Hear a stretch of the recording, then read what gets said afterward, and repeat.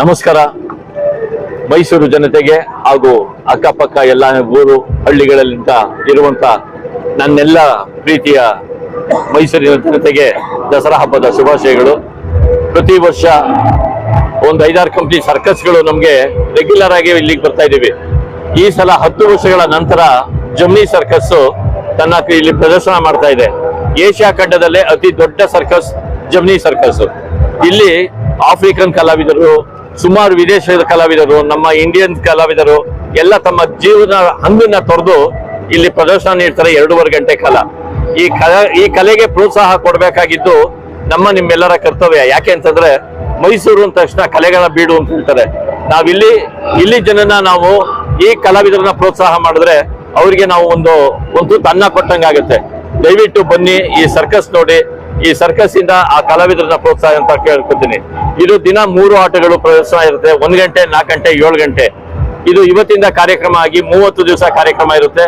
ಇವತ್ತು ಈ ಕಾರ್ಯಕ್ರಮನ ನಮ್ಮ ನೆಚ್ಚಿನ ಶಾಸಕರಾದ ತನ್ವೀರ್ ಸೇಠ್ ಅವರು ಹಾಗೂ ಶ್ರೀವತ್ಸ ಅವರು ಸಹ ಶಾಸಕರು, ಜೊತೆಗೆ ಎಕ್ಸಿಬಿಷನ್ ನ ಅಧ್ಯಕ್ಷರಾದ ಆಯುಬ್ ಖಾನ್ ಅವರು, ಇವರೆಲ್ಲ 3 ಜನನು ಇವತ್ತು ಉದ್ಘಾಟನೆ ಮಾಡಿದ್ದಾರೆ. ಇವರೆಲ್ಲ ಪ್ರೀತಿ ವಿಶ್ವಾಸ ಇದೇ ತರ ನಿರಂತರವಾಗಿರ್ಲಿ. ನಮ್ಮ ಕಲಾವಿದರಿಗೆ ನಿಮ್ಮೆಲ್ಲರ ಪ್ರೋತ್ಸಾಹ ಇರ್ಲಿ ಅಂತ ನಾ ಕೇಳ್ಕೊತಾ ಇದ್ದೀನಿ. ಇದು ನಮ್ದು ಒಟ್ಟು 5 ಕಂಪ್ನಿಗಳಿದೆ. ಒಂದೊಂದು ವರ್ಷ ಒಂದೊಂದು ಕಂಪ್ನಿ ಬರುತ್ತೆ. ಆದ್ರೆ ನಮ್ಗೆ ಈ ಜಮ್ನಿ ಸರ್ಕಸ್ ಏಷ್ಯಾ ಖಂಡದಲ್ಲಿ ದೊಡ್ಡದಾಗಿದ್ದು, ಬಟ್ ನಮ್ಗೆ 10 ವರ್ಷಗಳ ನಂತರ ಇಲ್ಲಿಗೆ ಮೈಸೂರು ಕಾಲಿಟ್ಟಿದೆ. ಇದರಲ್ಲಿ ನಮ್ಮಲ್ಲಿ ಒಂದು 80 ಜನ ಕಲಾವಿದರಿದ್ದಾರೆ. ಒಟ್ಟು ಒಂದು 300 ಜನ ಇಲ್ಲಿ ಒಟ್ಟು ಈ ಸರ್ಕಸ್ ಕಂಪ್ನಿಯಲ್ಲಿ ಕೆಲಸ ಮಾಡೋರು. ಅಂದ್ರೆ ನಿಮ್ಗೆ ಗೊತ್ತು, ಒಂದು ಹೊತ್ತು ತಿಂಡಿ ಊಟ 2 ಹೊತ್ತು ಊಟ ಅಂತ ಹೇಳಿದ್ರೆ 300 ಜನ ಸಾಕ್ಬೇಕು ಅಂದ್ರೆ ಎಷ್ಟು ಕಷ್ಟ ಇರುತ್ತೆ ಅಂತ. ಅದರಿಂದ ನಾ ಕೇಳ್ಕೊತಾ ಇರೋದು ಇಷ್ಟೇನೆ, ನಿಮ್ಮೆಲ್ಲರ ಪ್ರೋತ್ಸಾಹ ಅತಿ ಮುಖ್ಯ. ಮಳೆಗೆ ನೀವು ಅಂಜಬೇಕಾಗಿಲ್ಲ. ಯಾಕೆ ಅಂತಂದ್ರೆ ಇದು ವಾಟರ್ ಪ್ರೂಫ್ ಟೆಂಟ್. ಈ ವಾಟರ್ ಪ್ರೂಫ್ ಟೆಂಟ್ ಆಗಿರೋದ್ರಿಂದ ಮಳೆ ತನಕ ಯೋಚನೆ ಇರಲ್ಲ. ನೀವೆಲ್ಲ ಬರ್ಬೇಕು, ಈ ಕಾರ್ಯಕ್ರಮ ನೋಡ್ಬೇಕು, ಕಲಾವಿದರನ್ನ ಹರಸ್ಬೇಕು ಅಂತ ಕೇಳ್ಕೊತೀನಿ.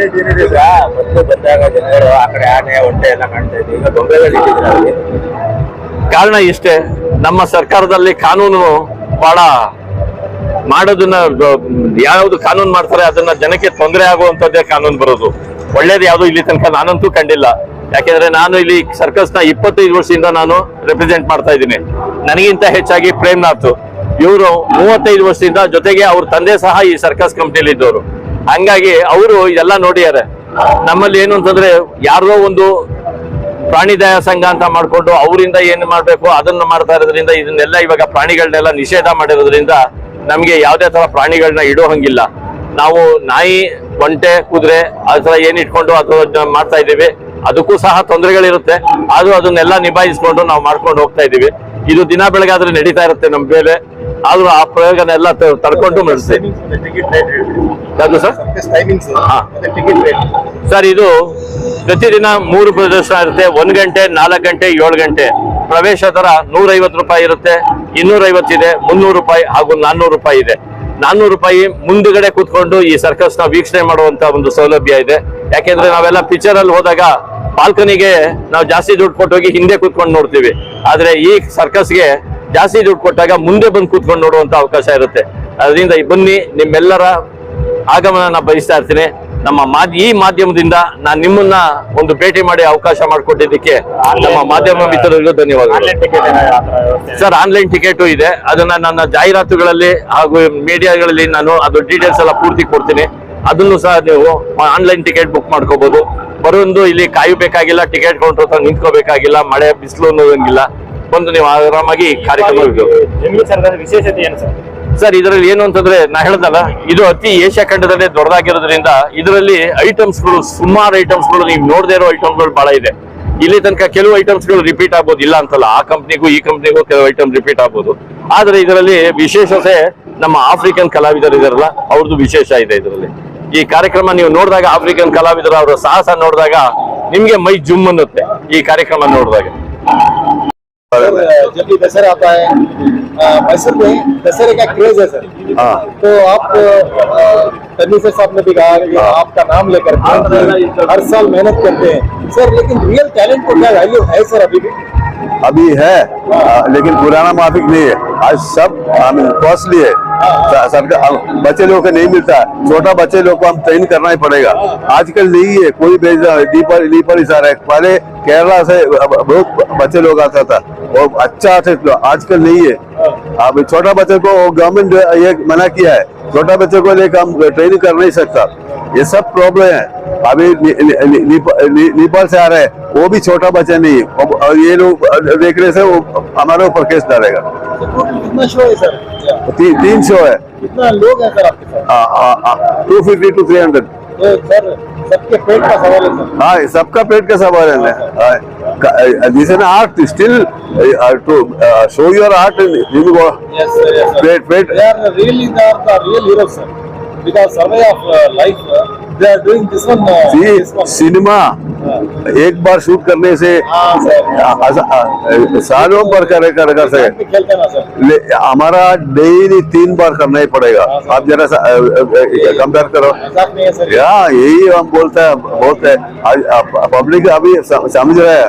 गवर्नमेंट सर्कुलर इश्यू किया, सर्कस को हेल्प टैक्स की लिखा रहा है, फिर भी हमको बहुत जगह से तकलीफ हो रहा है, ग्राउंड नहीं है।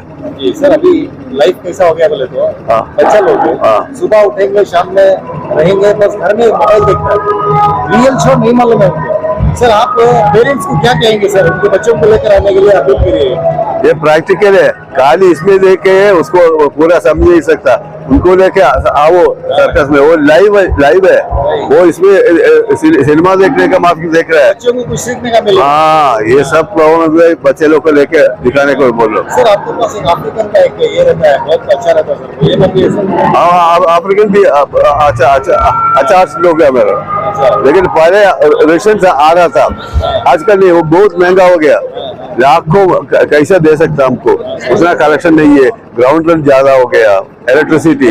लास्ट क्वेश्चन है, मैसूर वालों को क्या कहेंगे सर, जमुई सर्कस को क्यों आना है? आके देखो, आपको अलग अलग आइटम्स देख सकता है। डेफिनेटली आप खुशी के बाद जाएगा, खुशी करके जाएगा। ಈ ಸರ್ಕಸ್ ಬಗ್ಗೆ ಏನ್ ಹೇಳ್ಬೇಕು ಅಂತ ಇಷ್ಟಪಡ್ತೀನಿ ಅಂದ್ರೆ, ನಾ ವಿದೇಶಕ್ಕೆ ಹೋಗಿದ್ದೆ. ವಿದೇಶದಲ್ಲಿ ಯಾವುದೇ ತರ ರಿಸ್ಟ್ರಿಕ್ಷನ್ಸ್ ಇಲ್ಲ ಪ್ರಾಣಿಗಳಿಗೆ.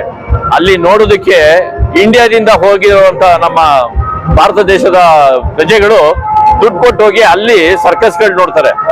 ಅದೇ ನಾವ್ ಇಲ್ಲಿ ನಡೆಸ್ತಾ ಇದ್ದಾಗ ನಮ್ ಕಾನೂನು ನಮ್ಗೆ ತಡೆ ಒಡ್ಬಿಟ್ಟು ಅದನ್ನ ನಮ್ಗೆ ಪ್ರಾಣಿ ಹಿಂಸೆ ಅಂತ, ನಾನಾಗ್ಲಿ ನೀವಾಗ್ಲಿ ನನ್ನ ಮಕ್ಕಳುಗಳಿಗೆ ಒಂದ್ ಏಟ್ ಕೊಡ್ತೀವಿ. ಯಾತಕ್ ಕೊಡ್ತೀವಿ? ಅವ್ರ ಜೀವನದಲ್ಲಿ ಮೇಲಕ್ಕೆ ಬರ್ಲಿ, ಉದ್ಧಾರ ಆಗ್ಲಿ ಅಂತ, ಅವ್ರಿಗೆ ಒಳ್ಳೇದ್ ಯಾವ್ದು ಕೆಟ್ಟದ್ ಯಾವ್ದು ಅಂತ ತಿಳ್ಕೊಳ್ಳಿ ಅಂತ ಒಂದ್ ಏಟ್ ಕೊಟ್ಟು ಅವ್ರಿಗೆ ಬುದ್ಧಿ ಹೇಳ್ತೀವಿ. ಅದು ತಪ್ಪಲ್ಲ. ಹಂಗೇನೆ ನಮ್ ಪ್ರಾಣಿಗಳನ್ನ ನಾವು ಅದೇ ಪ್ರೀತಿಯಿಂದ ಸಾಕ್ತಿವಿ. ಇವಾಗ ನೀವೇ ನೋಡಿದ್ರಿ, ಮೊನ್ನೆ ದಿವಸ ಆನೆ ಅರಮನೆಯಿಂದ ಹೊರಗಡೆ 2 ಆನೆ ಓಡ್ ಬಂದ್ಬಿಟ್ಟು ಅದನ್ನ ಕರ್ಕೊಂಡೋಗಿ ಏನ್ ಮಾಡಿದ್ರು ಅಂತ ನಿಮಗ್ ಗೊತ್ತಾ? ಅದನ್ನ ಓಡ್ ಬಂದಿದ್ದಕ್ಕೆ ಅದಕ್ಕೆ ಕಾಲ್ ಮೇಲೆ ಹೊಡೆದು ಅದಕ್ಕೆ ಚೈನ್ ಹಾಕಿ ಕಟ್ಟಿದ್ರು. ಇದು ಪ್ರಾಣಿ ಹಿಂಸೆ ಅಲ್ವಾ? ನಮ್ಮ ಹತ್ರ ಆತರ ಯಾವುದೇ ತರ ಒಂದು ಹಿಂಸೆನೂ ನಾವು ಕೊಟ್ಟಿಲ್ಲ, ಕೊಡೋದು ಇಲ್ಲ. ಯಾಕೆಂದ್ರೆ ಅವರೆಲ್ಲ ನಮ್ಮ ಮಕ್ಕಳು. ಆ ಮಕ್ಕಳುಗಳನ್ನ ಸಾಕದೇ ಈ ಸರ್ಕಸ್. ಅದಕ್ಕೆ ನಮ್ಗೆ ಉತ್ತೇಜನ ಇಲ್ಲ. ಇದನ್ನ ದಯವಿಟ್ಟು ಕೇಂದ್ರ ಸರ್ಕಾರ ಸಹ ಇದ್ರ ಕಡೆ ಗಮನ ಕೊಡ್ಬೇಕು. ಈ ಕಲೆನ ಉಳಿಸ್ಕೋಬೇಕು. ಅದಕ್ಕೆ ನಮ್ಗೆ ಕೈ ಜೋಡಿಸ್ಬೇಕು ಅಂತ ಕೇಳ್ಕೊತೀವಿ.